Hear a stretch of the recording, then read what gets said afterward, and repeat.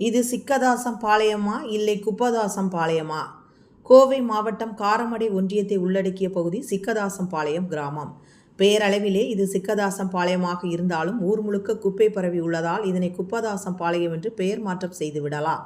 சிக்கதாசம் பாளையம் ஊராட்சியில் 9வது வார்டு செல்வபுரம் பகுதியில் LEF பள்ளி அருகில்தான் இந்த அவல நிலை.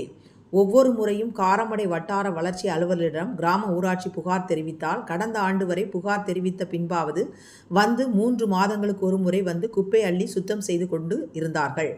ஆனால் புதிதாக வந்துள்ள வட்டார வளர்ச்சி அலுவலரிடம் எவ்வளவு முறை புகாரை தொலைபேசியில் தெரிவித்தாலும் அவர் கண்டு கொள்வதாக இல்லை. மாறாக குப்பை கொட்டுவதற்கு இடமில்லை என்ற சப்பை காரணத்தை கூறி மழுப்பல் செய்கிறார். அரசு எவ்வளவுதான் இயங்கினாலும் அரசு அதிகாரிகள் இதுபோன்று மெத்தன போக்காக இருப்பதால் அரசாங்கத்திற்குத்தான் தேவையற்ற கெட்ட பெயர் ஏற்படுகிறது. மேற்படி ஊராட்சியில் குடிநீர் 15 நாட்களுக்கு ஒரு முறைதான் விநியோகம் செய்யப்படுகிறது. அதேபோன்று பல முக்கிய சாலைகள் மரண பள்ளங்களாக உள்ளது. அதேபோன்று குப்பைகளை சுத்தம் செய்து பல மாதங்கள் ஆகிறது. மேற்படி ஊராட்சியில் உள்ள மாடுகள், பசுக்கள், நாய்கள் ஆகியவை சுவையான பிளாஸ்டிக் கழிவுகளை அன்றாடம் தின்று உடல் உபாதைகளால் அல்லல் படுகின்றன.